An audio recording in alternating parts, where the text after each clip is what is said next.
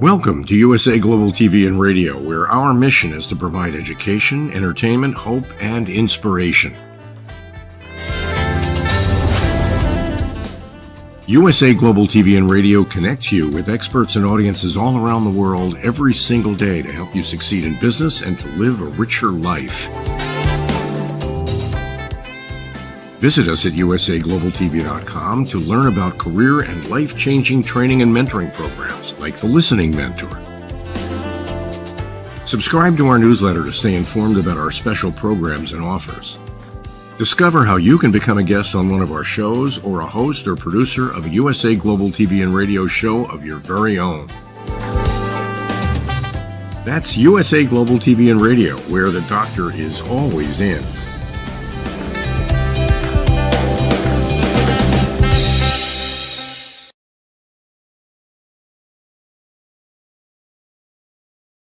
Hello, everyone. Happy Friday, happy Saturday, wherever you are in the world. We are thrilled to have you here at USA Global TV and Radio. We provide world-class education, entertainment, hope, and inspiration. And we want to give a big shout out to our new followers over on Instagram. Thank you so much for being with us today. Our program is Coexistence and Sustainability with Pet Psychic AMINAH. And our topic today is traveling with your pets during the holidays. Let's find out more about this, as we know how many of you out there have pets and you're going places, and how can you keep them safe? Welcome to the program, Pet Psychic AMINAH. Hello. Thank you, thank you, thank you. I hope you are in a sunny place, because we're both pretending to be in sunny places. It is definitely not sunny today here in Florida, but it's sunny in our hearts, of course. Absolutely. So as I just mentioned, we have some new people joining us on Instagram. This is the first time we've been streaming to Instagram, so we're really thrilled, and we welcome them, as well as all of our regular viewers on our other platforms. Today, by the way, I didn't get to tell you, AMINAH, that it is a milestone as we crossed 1 million views today for this year alone, which is huge. Wow. And we'll be celebrating our second year and our anniversary get together on January 14th. So lots of excitement. And thanks to you for being here since the beginning. So let's have you give a little bit of background about yourself for people who are joining us for the first time. And they're wondering, again, a pet psychic, coexistence, sustainability, what does it all have to do with each other?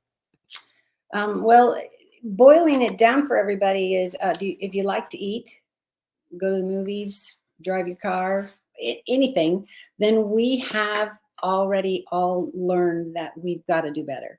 And what we're trying to help everybody go along with it, and how we can, in our own expertise or our own backgrounds, say, this is what's working for me. This is what hasn't worked for me. And what's really great about this platform, Dr. Jacalyn, is we have so many great people that we're all going to come from a different position maybe, but all going towards the same goal. We want people to love better, whatever that is, your pets or your family, and also figure out how we can stop over consuming. If I had a small thing for climate change and the things we're losing, it's just a lot of it can be taken back to, we just want more and want more and want more and want more. But what did we do to give back?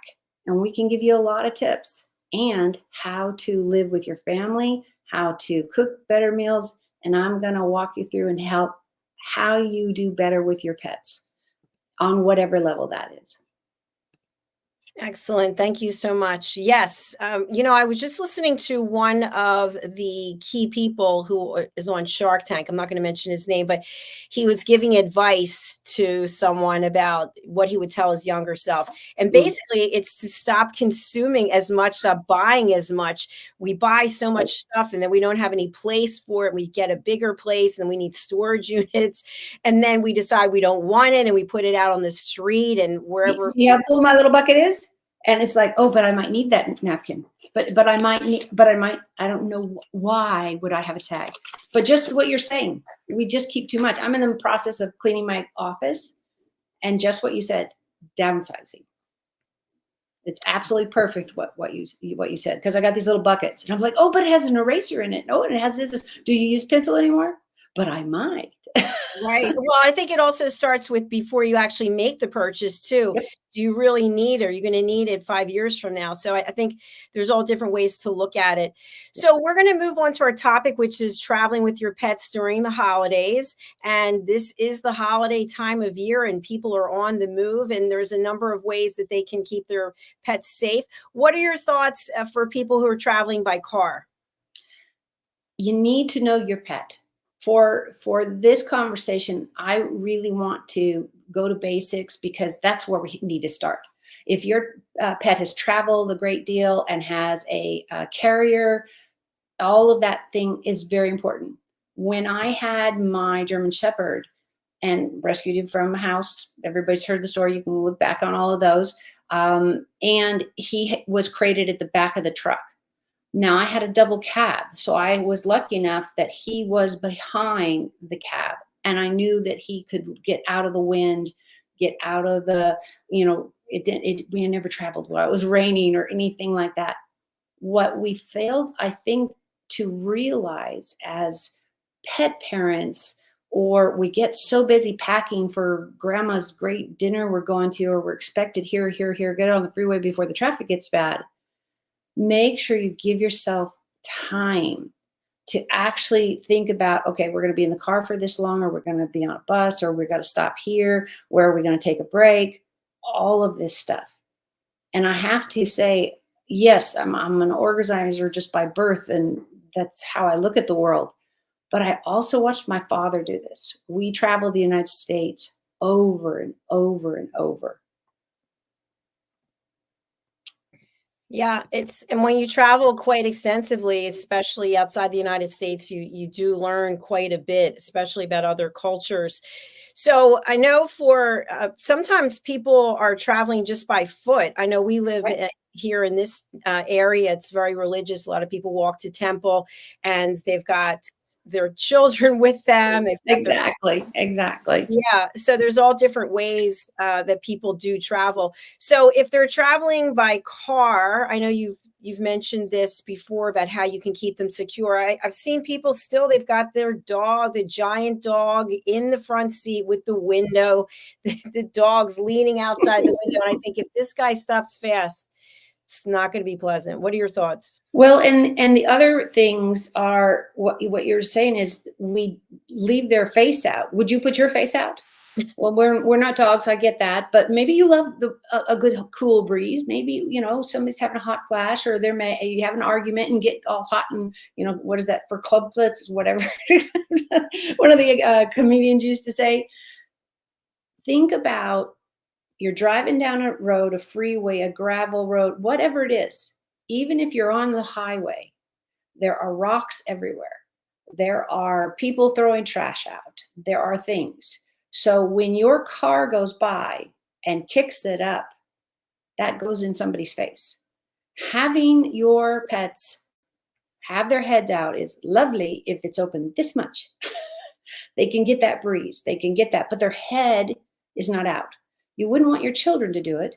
You wouldn't want to do it yourself, because I would love, not really, but that bad love of hearing the ER people say, how many people come in with gravel in their eye, or God forbid something.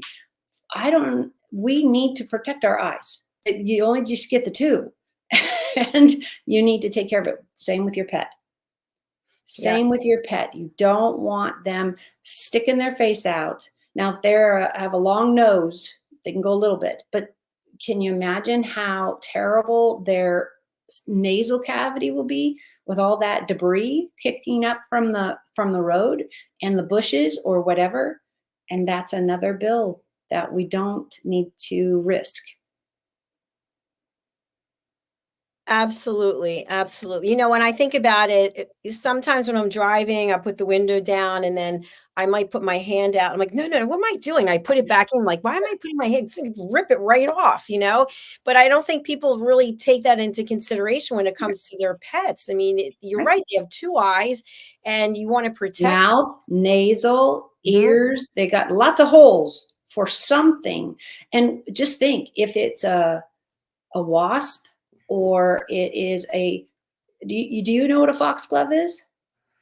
No. Okay. So here, because I can't imagine, you might not even have them in Florida. That's something we'd have to look up, or other states, New Orleans, all of that. I don't know if they have them. They are stickers that are weeds. And what happens is we get this, once in a while, rain thing, and you get all the weeds, the seeds are coming up. It looks like it should be like in a cornfield. If you had a whole yard of it, it would look very, very whitish yellow, and it's very skinny. And at the top is a foxglove. And what it does is it breaks off eventually, and it has all kinds of little spikes coming up. This is tiny. This is only about this high, and it is like a fishing hook. So if you know about fishing hooks, they have burrs on the side. So when the fish eats it, he can't push the hook back out of their mouth. It gets stuck in their mouth. Foxgloves do the same.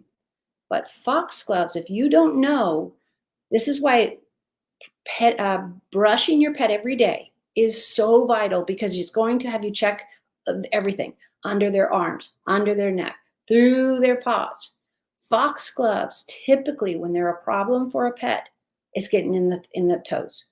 This little thing that is absolutely made in a V with a really short, it literally will burr its way, and your pets are going to be chewing their toes, and they're going to be whining eventually, and then infection eventually hits in, and people lose their toes this way.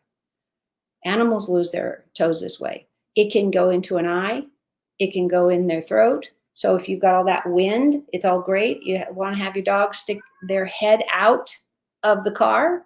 It's a really bad idea, because all that debris is being kicked up, all that debris. So you've got foxgloves, you got dirt, you got glass, somebody broke something and it kicks up with your tires. Just don't. Have a little hand fan. And you can have one of your kids, or you fan your animal, or you have a great air conditioning. Most of us have air conditioning in our car. It's not like the older days where we were dying in the car because nobody had air conditioning. Pets should not, categorically should not ever have their heads outside. If you wouldn't let your children do it, or you wouldn't do it, I don't care if they beg you. Get a little hand fan and stick it in their face. And eventually they'll think that's great, because you can regulate that. You can decide how long you hold it, or you don't, put on a little stick. And you're pulling air from in a car or in a house. I don't know about you. I don't carry a lot of dirt in my house to kick it up into a fan. Does that make sense? Yes, that definitely makes sense. What about when people are leaving their pets in the car as they're running back and forth doing errands? Every time you leave a child or a car or a pet, every time, you risk their life. It could be 5 minutes. It could be the building fell on you, and who plans for that? Or there's an earthquake. I live in earthquake country. Buildings fall, not very much anymore. But when I was a kid, we didn't have reinforced buildings. We didn't have walls that were holding up walls. Just think about, yes, you can't take your pet everywhere, but do they need to be sitting in the car while you go do errands? Because if you all of a sudden bump into a friend and you get into a conversation, we've all done it, and you're 15 minutes late, and I grew up in the high desert, and you got a dog or a cat locked in a car. I don't care if you've got the window open this much, just so they don't jump out. It's not enough air. Not for a half hour, 15-minute conversation for you that you're standing in the shade. Even if you put your pet in the car under a shade tree, does that mean it's cool enough for them? I don't know. But the pros and cons. My pet lives healthy, or we take a risk. Now, there are emergencies. There are times when there is not an ability to do anything, a car accident, somebody has a heart attack. This is not the conversation we're having. We're having normal, everyday things you can choose to do with your pet in the car, or you don't. Excellent. Thank you for clarifying that. I again want to say hello to our new viewers on Instagram. And if anyone's out there, because this is actually something new that StreamYard just offered, are you able to see us? Are we clear? Are you able to hear us? If anybody can put something in the comment, if that's possible. Thank you. So we're talking today about traveling with your pets during the holidays. And we first discussed the fact that your pet is one of a kind, and it's your family member, and to drive with your pet's face out the window or your pet's paws out the window is very dangerous. And although you might not think so, anything can kick up or fly up. I know personally for myself, even when I'm outside walking, I'm always wearing glasses because I don't know if I'm going to kick up a stone or something, it's going to come into my eye. So keep your pets inside the car if you would, and make sure that they're getting the air that they need, whether it's from the air conditioner, if you have one of those fans you can stick onto the dashboard. And then when you are running in to do errands, remember that you might get distracted, or maybe they're having a great deal and you're buying as much as you can in the store. Your pet's still waiting for you outside. So is it possible? Living, yeah, their body might be there, but right.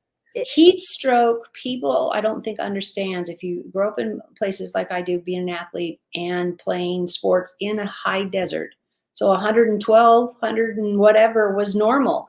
We got out on the courts at 6 a.m.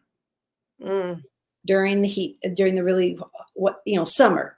Because if during summer, it was like, what are you doing? Well, I'm a coach's daughter, so we're doing this professionally. We traveled all over the place, all over the county competing.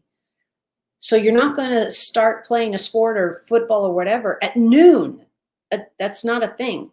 We all came out, every athletic group around, even the swimmers. We all came out at 4 in the morning, 6 in the morning, got ourselves on the cart.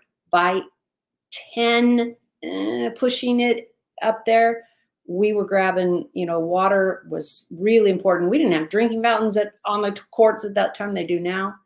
And then you're going out. You're going to hibernate or cool down. But water is essential for all of us to live. And I mean trees, bugs, pets, people. Water is essential. So if you're not worried about climate change or you don't think it's a real thing, I honor that. I respect that, but I encourage you, just because you don't know anything about it doesn't mean you can't learn. And if you're listening to our shows, I know for me, I'm not pointing fingers. There's no blame. If you don't know, you don't know. And I hope people will give me the same courtesy and say, I don't know that. Can you tell me what that is? If you don't know why a culture is doing something, it's not automatically, oh, well, that's stupid. You don't know that. You absolutely. I have the perfect example. This was in my psychology class. I haven't thought of this in years. So I think it was, a piece of paper, and there were holes, like you make snowflakes when you're kids, we fold it and make the snowflakes or something like that. Well, this woman would always cut, I don't remember what she cut, but like a peanut butter jar, she would leave the lid, when the company makes a seal and then you pull it off after you buy it. So she would keep all those on and re-glue it or something and do these weird things. Her husband's like, what are you doing? I mean, like 10 years into their marriage, like, I don't get it. She said, oh, well, when I was a kid, the eggs didn't fit and the jar didn't fit. So we had to squish it all together. And it's like, so she doesn't know that she now doesn't need to do that because it's not part of her life. So don't judge people about why they're doing what they're doing. It might not work in your house. It might not work the way you drive. But that's why every state has guidelines of what this line means and what this line doesn't mean and what you can go past. Be aware that safety is all of our concerns. And the same with your pets. If your pet refuses to take medicine, depending on the illness, talk to your vet about tricks, because pets are not great at swallowing pills. That is not a thing. They really need. That means you have to get down into their throat and really get the pill, so it's too late. They can't pull it back up. But have you heard of peanut butter? put it all over the pill and they eat it and they're like, oh, this is great. And pretty soon the pill is dissolved in their mouth with the peanut butter. But make sure you talk to the vet and say, can I give it peanut butter? Because does it negate the medication? There are many, many things like orange juice can be given with so many things like iron. Great team effort there. But if you're going to have something like iron and you have to give it to your pet and you give them milk from a cow, I don't know about almond milk, right there, it could negate the medication or the vitamin C, G, D, B, whatever in the pill that you're trying to get. I want everybody to not waste their time, waste their money. And they're like, well, they didn't get better. We don't know what we don't know.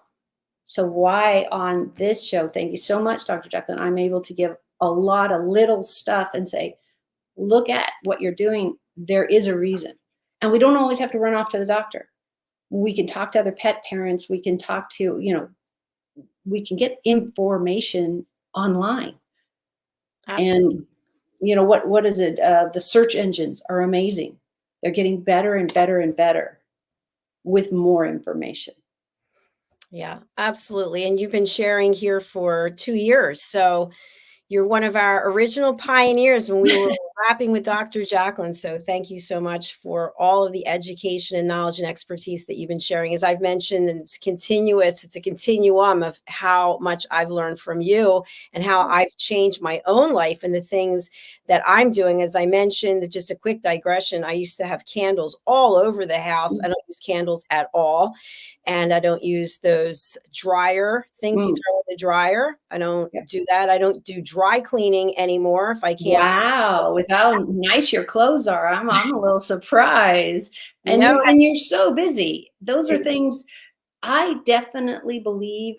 I think my daughter, just watching her practice this thing, is that we all deserve to be pampered in some way. And with you, I would think, at least you have my blessing, not that that weighs anything, is you have this fabulous job and you've created this amazing world for all of us professionals to share willingly. And that's your whole team. I think we're all heart-centric. We are all giving-centric. And you went out and found us all. I had never met you, and when you reached out to me, and I'm like, yeah, sure, because I've been a public speaker my whole life. And I was 9 when I gave my first one. Of course, it was on animals. So I want to really applaud you by the group you're putting in. Some of that, you need some perks. Maybe, I don't know, you love gum or you love candy or whatever. One brownie's not going to kill you. Well, but it's the whole plate is the problem. I've been baking chocolate chip cookies, so I'm covered. Oh, yummy. I'm popping over to Instagram now because the way this is set up with StreamYard, I can't actually see Instagram at the same time as I'm looking at the platform. But we do have some people who are watching. Thank you very much. We've got Barbara. Hello. We've got Pripert. Hello. Heather Joy, who's on our team. Nice to have you. And Encoleta, Encoleta Etiquette, we just interviewed you today and she's joining our team. Hello, hello. So we've got a couple of comments from Heather Joy. She writes, so true. I have cats and it's awful trying to get some of them to take pills. And then she also writes, I did get some tips from a friend about giving meds to my cats, which really helped. Thank you. Well, I would love to hear them because that's what everybody, feel free. I'm sure Dr. Jacalyn can read a few more lines if you type it in, is depending on the pet and how big the pill is. Of course, when I was working in a vet clinic and carrying that over, you want to get as deep as you can so they can't keep spitting it out. Because eventually depending on the pill, second or third time, the pill is just a mess. It's just powder all over. And so you're double dipping and you don't know how much, if that medication was enough. Yeah, it's just messy. When you can make it into a liquid, if you check with the pharmacist, because they're the expert on these drugs. Can I put it in water? Maybe you have the pet that will lick it all up and completely ignore it. Because if it dissolves pretty much completely, maybe change colors or something like that, gets the water a little funny taste. If you don't have the pickiest cat on the planet, the cats especially, and you have whatever pet, they'll just drink it. And they'll go, it's kind of funny tasting. But just like all of our parents probably, mine just looked at me and said, just take it. Because again, I'm a fifth child. My mom didn't have patience for that. And a spoonful of, oh gosh, that cold medicine, cough medicine, that was nasty. That was nasty stuff when we were kids. But you can talk to the professionals and say, hey, really doesn't like me pushing a pill down. And they have these really neat things that they look like, a couple of them look like cigarettes, you know, were the white ones, but it has a spring on it where it just pushes the pill out. So as long as you get it close enough to the back of their throat, because if you put it on their tongue, where's it going to be? On the floor. They're going to spit it out. Right. Well, I think something else, and then we'll get back to talking about traveling with pets, because if you have to give medication, that's important. But, you know, I've seen this with people also, as you get older, your throat starts to close, and just the thought of putting a pill or a vitamin or something, that's not something that everybody can do. So you might have to mash it up or you put it into some kind of liquid. And again, it's important to check, because will that liquid negate the the A, B, C, D, whatever in it. Somebody's like, oh, I can put it in peanut butter. And with pets, that works really, really well. Yes. They're going to get to the pill eventually. So you just go, hopefully they're just OD'd on that peanut butter, because it's the only time I give it, especially if you've got an epileptic animal or person with a long-term permanent condition. These medications are absolutely essential, absolutely essential. I learned years ago, I have a tremor disorder. And so I've had it my whole life. And so I am on a nerve calming medication. Well, I can't have that with this, or I can't have that with this or that or that. As a woman, you know this, so many of us are anemic, just going through periods or whatever. I am really fortunate. Menopause never happened. It just, one day I had a period, one day I didn't. Everybody's like, when did that happen? I don't know. It's just, again, my crazy body. But I still have to take the iron. It doesn't matter.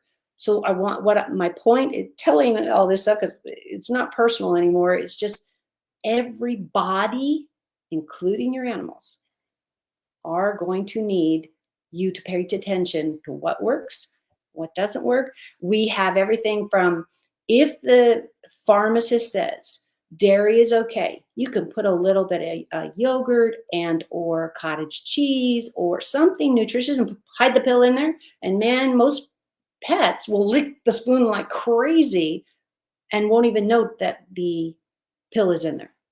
Yeah, absolutely. Thanks for that. I'm going to pop over to Instagram.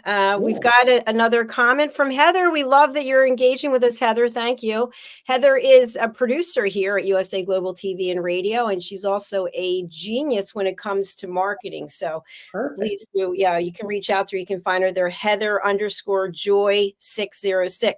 She writes, yes, dip the pill in a tiny bit of butter, open their mouths, throw it in, and then blow in their face. Yep. It sounds bad, but it shocks them enough to swallow it. How about that? It does. And it's a tried and true. I love that you brought it up. That is perfect. Tried and true method. Because think about it. If somebody blew in your face, you'd go, ooh. Right. And if you see how I do that, you let go any that, you know, where the where the pill is, and the animal's trying to spit it out, and they go ooh, and poof, it's done. And you encourage them with some liquid. Maybe it's chicken broth day, and you give a little bit of that. But again, before you take anything extra with the pill and use it as a modality to get it into the pet, talk to your vet. Read whatever the pharmacy wrote on it and says, you know, calcium, don't do this, do this. There's so many things you cannot do together. Calcium and iron, bad combination. The calcium, if I took a drink of milk or any kind of dairy, and then I had my medication, or the iron tablets, I just wasted more tablets, because they kill each other out. So it is a science project. It is to know. This is not a easy street of, now it's not complicated. It's not difficult. It's just something I want you guys to be aware of, so you're successful. with your pets. If for one reason or another they need to have medication, it is a really great tool to have. And your vet techs, all of them will walk you through it. But they're not going to be there again. You have to go and pay for more time to get them to show. So us pet owners should share what's working. Yeah, that's what's happening today. Let me see if we've got, we've got another comment from Heather. I travel with my cats and I have to give them calming treats. Yeah, thank you. By the way, I tried typing into Instagram and it's showing that I'm writing backwards. So I've stopped writing. So I don't know. Well, that's and it was hello backwards. So let's go back with the traveling with your pets. So this is great about the medication and about the treats. What about the seatbelt? Do you put the seatbelt on your pets, your dog or your cat or whatever you might have? The bigger the animal, the bigger the answer is yes. The smaller the animal, carriers should be enough. Okay. And I mean something that fits on the floor, not the back of the station wagon, if anybody even owns a station wagon, but the minivan or the truck or whatever. If you have, for example, a Burmese mountain dog, this is one of the big dogs, that is probably going to go in the back of your truck. What I hope you do is have a minivan and they can be in the van instead of the truck. If you are needing to use a truck, especially for a dog that large, greyhounds, any of the really big dogs, then what they have is they have a, now you could put these on a bungee, but they will break down. They have it where it will hook to the bed where, like if you had a top and it would hook, or you would put a place to tie things, like trucks are known for, they're hauling something. So on the side, inside of the bed at the top, there will be hooks or a place to put a rope. And you can put a rope close to the cab and have them have a little bit of, be able to lay down and stand up. But it's about safety. So it's very limited. And then you'll get the leash or the bungee cord or whatever you find that is secure to keep your animals. What you don't want to do, and we haven't talked about this, I don't think, Dr. Jacalyn, is faces out of windows. You don't do it with your kids. Don't do it with your pets. What will be kicked up by the road of no way you would know, a piece of wind or this or this. It could be a piece of a leaf. It could be a foxglove. It could be gravel. And we absolutely, when I was working in a vet clinic, you come across those animals that are blind because they were carried in the back of a truck. So some states in the United States, you need to check on what's the regulation. What do you have to have? Because when we went, when our shepherd got full size, I went and got a big old dog carrier, strapped the carrier in, and then I knew he was comfortable. He has no access to the wind. I had the cage and the door coming towards the back of the bed. These are things you need. You must take advantage of learning and finding out, because nobody wants to put their dog through any kind of such trauma and pain of losing an eye for even just vision or the eyeball altogether. Because if the eyeball dies, the doctor will take it out and they will live fine, but they won't see like that anymore. One of our team members, that just happened to his dog. Somebody, I don't know what the situation was, but it ended up that it was an accident, but this person ended up hitting the dog in the head, and they did 3 different surgeries, I believe, on the dog. I learned that the dog has multiple layer eyelids. And Right. So I think they removed, I don't know how many eyelids are there? 3? I believe it's 30. 3. And I think they removed 2, and then they had to take the eye out. It was just so sad. So sad. So question I have for you about the dog carriers. So if the car, if you have a car and it's not big enough on the back, the floor between the seat and then the back seat, do you put the carrier on the actual back seat and then put a seatbelt across, or you just leave it on the back seat? Always seatbelt it if it is possible. Back seatbelts it just depends on make and model. year it was bought, all that kind of stuff. It feels like to me that our belts were longer when we had cars in the 50s and 60s and 70s. And now if you're going to have a car from that time, it was a bloody tank. I unfortunately got to test drive this theory. We bought a Odyssey minivan when my girls were little. They were kindergarten and first grade. Came to pick them up, came over Highway 101 on, you got the bridge because I'm going that way and I've got to go that side and this side. And a woman came off the freeway and I'm like, she's not looking at me. She's not looking at me. Oh my God, please, my children, please be in their car seats. Because they don't. They wiggle out and they do this. Pets do too. You need to find a place. And to end that, she hit me head on. And I hit the guardrail twice because of the impact and just shredded down the whole, and my van was 6 weeks old. But you know what? All of us were fine because my girls were strapped in. I was buckled.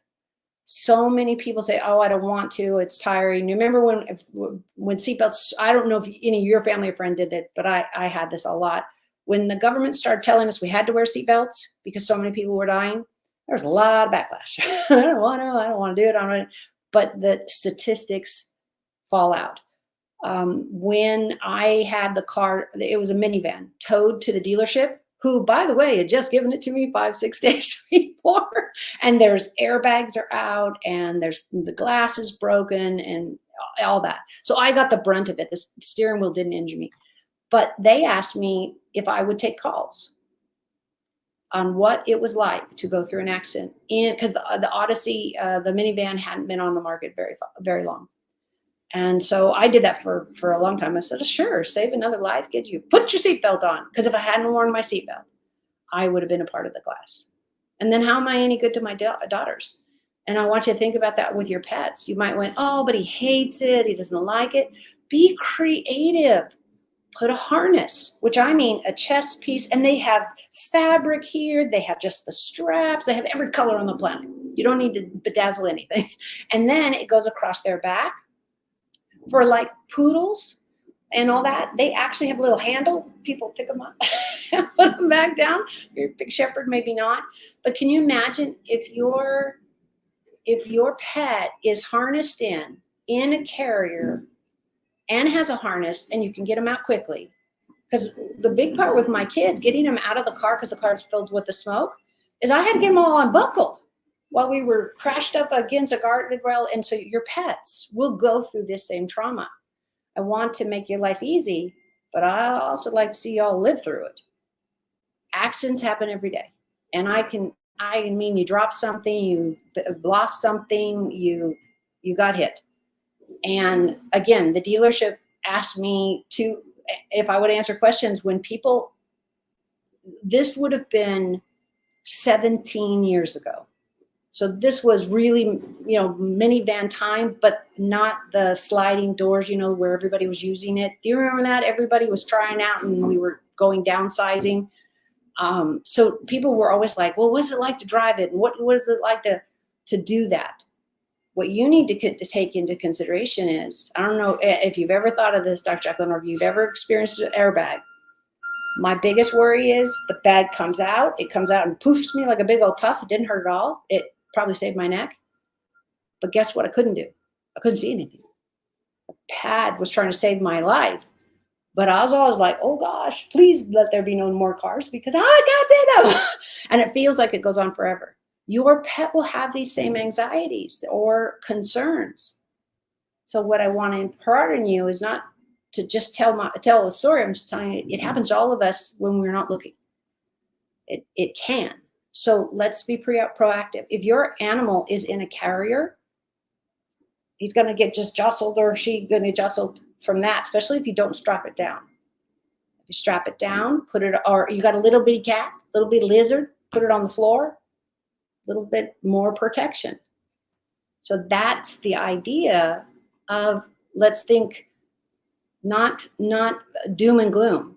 This is just the world we live in. So Yes. be proactive. Be proactive. Exactly. That's great tips that you've been giving and that you've always been giving to help people to provide that education. So thank you for doing that. I know we could have another episode about traveling with pets on a boat or an airplane. So we'll look at doing another episode. What's the best way for people to reach out to you, and who would you like to contact you about working with you?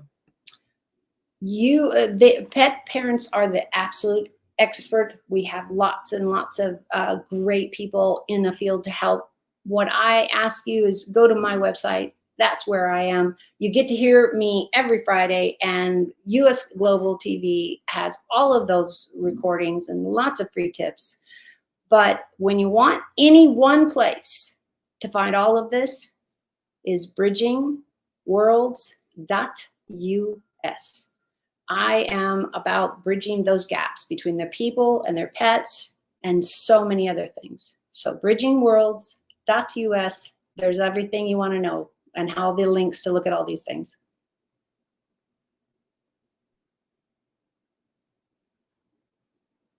Thank you so much for another outstanding episode today. It's been a blast, and I look forward to seeing you next week. Absolutely. Take care. You too. Bye-bye. And again, I just want to thank everyone who's watching, whether it's on the live or the replay. If you're not familiar, you can go over to YouTube, to USA Global TV and Radio, and you can subscribe. You can see all of AMINAH's shows there. They're under the playlist, which is called Coexistence and Sustainability. And we'd love to have you follow us on the various platforms. You can see it's streaming across right now. And also, again, we just want to thank the new people who are watching us on Instagram. We really do appreciate you and love to have any feedback about how the show is coming over. I believe Pet Psychic AMINAH was frozen through a lot of the show, but otherwise, any feedback you might have, we'd really appreciate it. All right, let's take a look and a listen to a new clip that is about the Lady Ella books that I have published. And I'd really appreciate any of you who would like to make a purchase for the holidays. Go over to Amazon, put in my name, and you'll see all of the books right there. Let's take a look now.